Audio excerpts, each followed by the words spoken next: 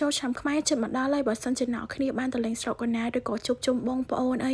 កុំភ្លេចធ្វើមុខម្ហូបមួយមុខហ្នឹងគឺត្រីសាបាក់អាំងជាមួយនឹងអំបិលម្ទេសមើលតែគ្រឿងគេជាប់ជាមួយនឹងសាច់ត្រីអ្នកគ្នាឆ្ងាញ់ខ្លាំងបាទនិយាយពីសាច់ត្រីវិញហ្នឹងផ្អែមញ៉ាំទ្របជាមួយបន្លែអញ្ចឹងទៀតនិយាយពីថៃជាតិហ្មងណាអ្នកគ្នាហូបមួយមុខហ្នឹងបើសិនជាយកទៅធ្វើគ្រឿងក្លែមទៀតឬទៅឆ្ងាញ់ហ្មងហើយញ៉ាំអត់សូវចុះទេអ្នកគ្នាដោយសារយើងទ្របជាមួយបន្លែអីអញ្ចឹងដែរសម្រាប់គ្រឿងអំបិលម្ទេសដែលយកទៅបុកហ្នឹងគឺមានដូចជាខ្ទឹមសមានម្ទេសរំដេងហើយនិងស្លឹកក្រូចសើចនិយាយទៅយើងបុកធម្មតាទេអ្នកគ្នាគ្រាន់តែខ្ញុំបន្ថែមជាមួយនឹងស្លឹកក្រូចសើចនិងរំដេងឲ្យវាឈ្ងុយអញ្ចឹងខ្ញុំដាក់រ៉តឌីបន្តិចប៊ីចេងបន្តិចហើយអំបិលបន្តិចទេយកប្រៃណាអ្នកគ្នាហើយដាក់ស្ករសអីដែរកិនក៏បានបុកវាក៏បានដែរខ្ញុំកិនវាខ្ញុំភ្លេចដាក់ជាមួយនឹងម្សៅម្ទេសការ៉េអ្នកគ្នាដាក់ម្សៅម្ទេសការ៉េផងដើម្បីវាក្រហមស្អាតចំណែកឯត្រីសាបាក់នឹងវិញទម្ងន់របស់វាគឺ6ខាំ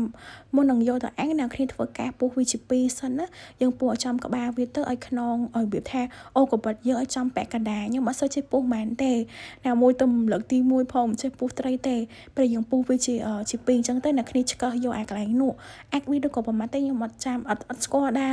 យើងយកវាទៅលាងទឹកបន្តិចទៅហើយយើងលាបជាមួយគ្រឿងដែលយើងកាន់ឲ្យមុនហ្នឹងអ្នកគ្នាឃើញក្រហមអត់ចឹងមកខ្ញុំថាកុំភ្លេចដាក់ជាមួយនឹងម្សៅម្ទេសការ៉េផង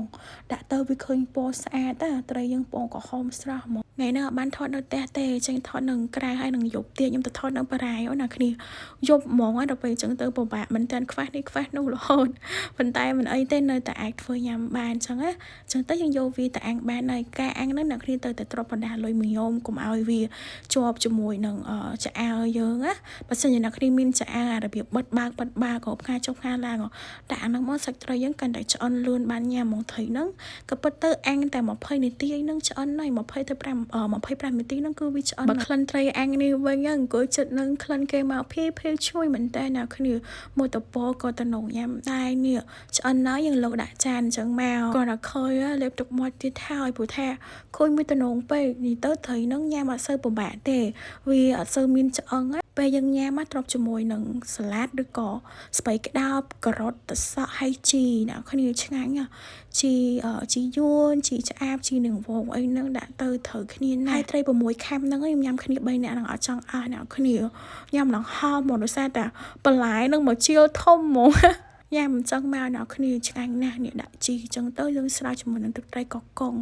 និយាយថាជាតិហ្មងឆ្ងាញ់អត់ចាញ់គេលក់ម៉ែនេះធ្វើញ៉ាំខ្លួនឯងអញ្ចឹងត្រូវចិត្តមែនតើអ្នកគ្នាបើនិយាយពីសាច់ត្រីគេវិញញ៉ាំស្រួលវាអត់សូវមានឆ្អឹង